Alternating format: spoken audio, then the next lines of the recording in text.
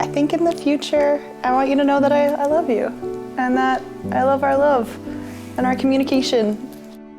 Whatever you think, whatever I think is going to be the big deal in the moment, it's just gonna end up being a funny story in the end. Because weirdly enough, everything that has somewhat been a event for us in our life has really just ended up being, in some ways, a kind of funny, cute, silly story. Or at least that's how it ends up turning into, and that's how I'm telling it, so. I like it. We're very much our very own people, but then we're partners in like everything.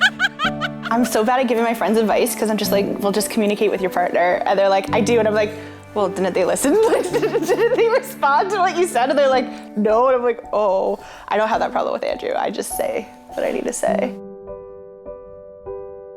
The agreeance and okay with that there are Nerf guns laying around our apartment for, Problem solving. Yeah, problem solving.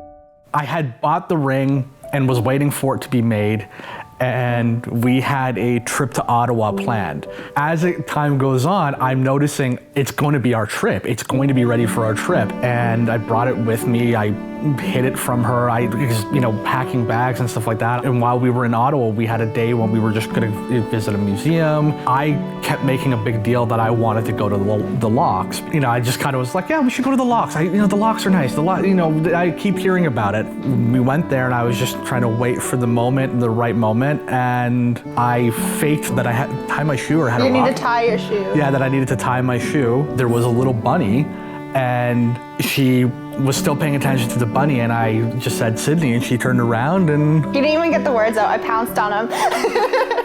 I was like, babe! I think we were both laughing and crying, and I was like, oh my God.